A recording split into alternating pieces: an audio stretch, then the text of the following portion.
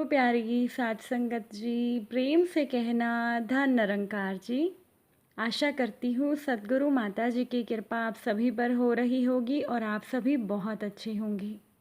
आज मैं आप सभी के लिए एक दिल को छू लेने वाली साखी लेकर आई हूँ। साखी का विषय है कि जो भी इंसान अपने बड़े बुजुर्गों के साथ बुरा व्यवहार करता है उसे भगवान उसके कर्मों की सज़ा ज़रूर देते हैं। चलिए सुनते हैं आज की ये साखी। साध संगत जी, सुजाता जी अपने घर के आंगन में उदास मन से बैठी हुई थी। उनके दोनों बेटों ने, नवीन और विवेक, बारी बारी से माँ को समझाने की कोशिश कर रहे थे कि माँ अब तुम इस घर में अकेली क्या करोगी। पिताजी के गुजरने के बाद आपको हमारे साथ ही रहना चाहिए। लेकिन सुजाता जी सोच रही थी कि वो अपने किस बेटे के पास रहने के लिए जाए।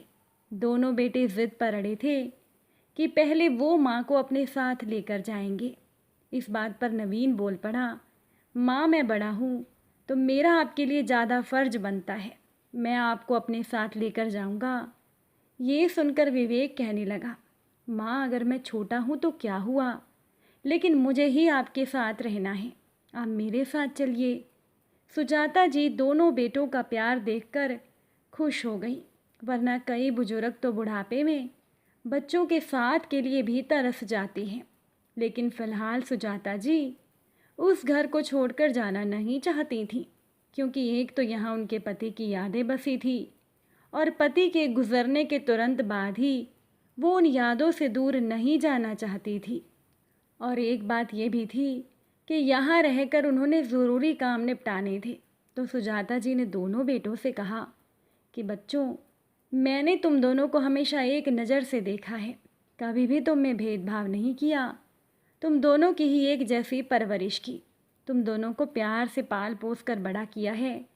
इसीलिए जब साथ रहने की बात आती है तो मैं तो तुम दोनों के ही साथ रहना चाहती हूँ, लेकिन क्योंकि तुम दोनों ही अपनी नौकरी की वजह से अलग अलग शहरों में रहते हो तो मेरा तुम दोनों के साथ रहना संभव नहीं है।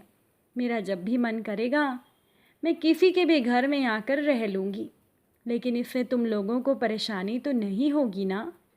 दोनों बेटे एक साथ बोल पड़े, नहीं माँ। नवीन बोला, जब आपको एक घर में दो बेटों को रखने में परेशानी नहीं हुई तो हमें अपनी माँ को अपने घर में रखने पर क्या परेशानी होगी।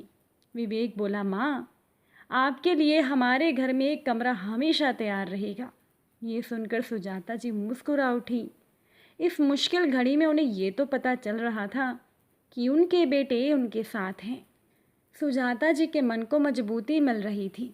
फिर वो धीरे से बोली, बेटा यहाँ मुझे ज़रूरी काम है, मैं बाद में आ जाऊँगी, अब मुझे भी यहाँ पर अकेले कहाँ अच्छा लगेगा। दोनों बेटों की छुट्टियाँ ख़त्म हो गई थी, दोनों अपने अपने घर में चले गए थे और सुजाता जी 6 महीने के बाद अपने बड़े बेटे नवीन के पास पहुँची। वहाँ पर वो 4 महीने रहीं और वहाँ उन्हें अच्छा भी लग रहा था। लेकिन अब उन्हें छोटे बेटे विवेक की याद आने लगी तो वो विवेक के घर पर पहुँच गई। अब उनके आने जाने का कोई समय निश्चित तो था नहीं, तो विवेक की पत्नी को सास का वहाँ रहना अखरने लगा। देखते ही देखते सुजाता जी को छोटे बेटे के घर पर 5 महीने हो गए थे। अब तो विवेक की पत्नी को लग रहा था कि मेरी सास मेरे जेठ के घर पर तो केवल 4 महीने रुकी थी, लेकिन यहाँ 5 महीने क्यों रुकी हैं। इसीलिए अब विवेक की पत्नी सास के साथ बुरा व्यवहार करने लगी थी और वो तो बीच बीच में पति से भी अपनी सास के बारे में शिकायत करने लगी थी कि मेरी सास हमारी प्राइवेसी ख़राब करने की कोशिश करती हैं। तो कभी कहती कि मेरी सास देर रात तक टीवी देखती है, बिल ज़्यादा आएगा। विवेक पत्नी को हर तरह से समझाता था, लेकिन धीरे धीरे विवेक की पत्नी मीना की हरकतें बिगड़ती जा रही थी। वो अपनी सास के खाने पीने पर भी नज़र लगने लगी थी और सास को कम खाना देने लगी थी। एक बार उसकी सास को खांसी हो गई। विवेक अभी अपने ऑफिस से घर नहीं आया था, तो सुजाता जी को भूख लगी। वो डाइनिंग टेबल पर आकर बैठ गई, कहने लगी, बहू खाना दे दो। मीना का 5 वर्षीय बेटा भी अपनी दादी के साथ ही बैठ गया था और वो माँ से कहने लगा, मुझे भी दादी के साथ ही खाना खाना है, मेरा भी खाना लगा दो। मीना ये देखकर गुस्सा हो गई।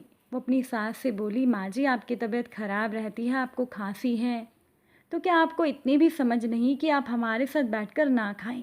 अगर आपको खाना खाना ही है तो डाइनिंग टेबल से हटिए और ज़मीन पर बैठकर खाना खा लीजिए।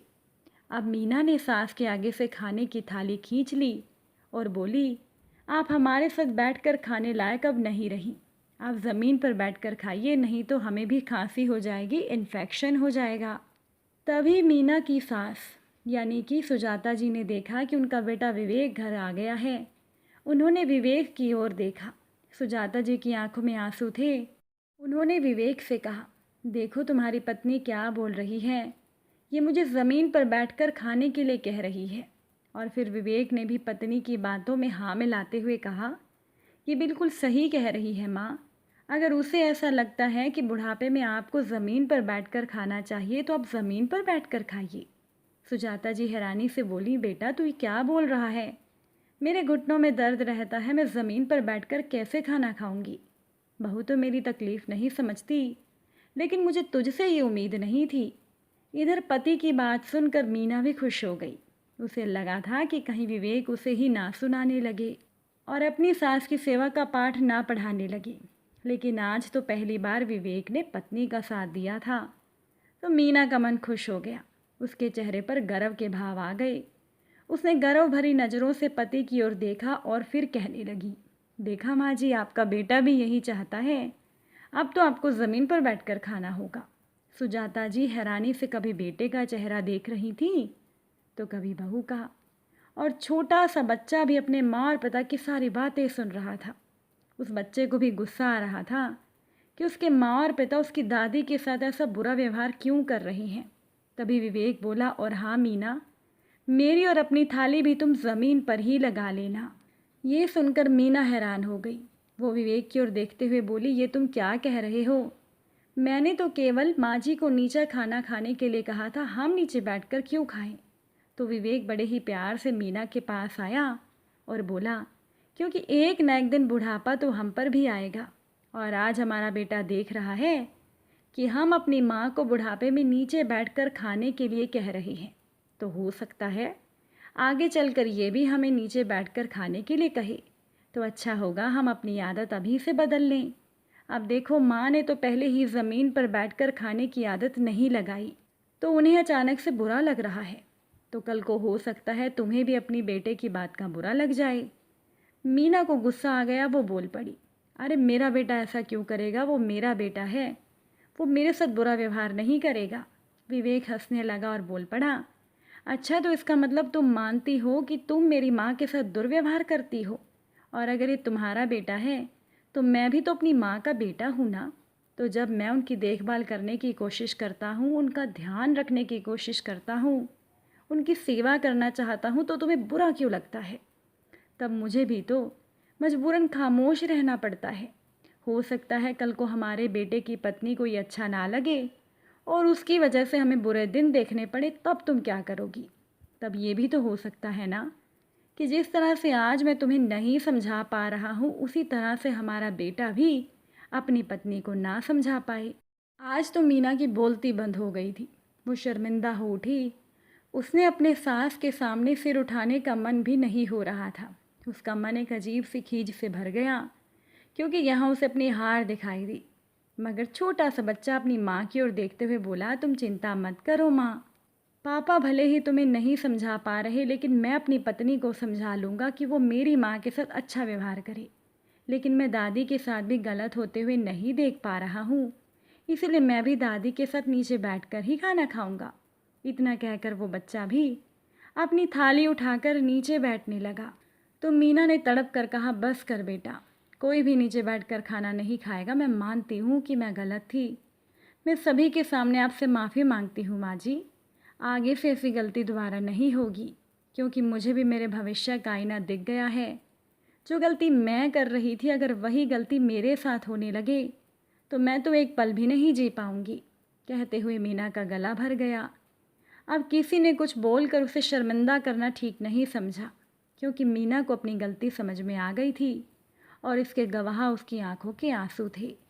सुजाता जी ने जब अपने बेटे विवेक को इशारा किया तो विवेक ने फिर मीना को चुप करवाने की कोशिश की और कहने लगा, मेरी माँ के प्रति भी मेरे कुछ फ़र्ज़ हैं, क्योंकि मेरी माँ ने बड़ी मेहनत से हमें पाल पोस कर बड़ा किया है। उन्होंने कभी भी मुझे किसी चीज़ की कमी नहीं होने दी। हमेशा जीवन में आगे बढ़ने के लिए मुझे प्रोत्साहित किया। कितने ही माता पिता ऐसे होते हैं जो अपने बच्चों में भेदभाव करते हैं, लेकिन मेरी माँ ने कभी भी मुझ में और मेरे बड़े भाई में भेदभाव नहीं किया। अपने दोनों बेटों को बराबर का प्यार दिया। तो फिर बुढ़ापे में हमें भी तो माँ की प्यार से देखभाल करनी चाहिए ना। अब क्योंकि पिताजी इस दुनिया में नहीं हैं, तो अब जो केवल माँ ही बची हैं। कहते हुए विवेक का गला भराया तो मीना ने भी सहमति में सर हिला दिया।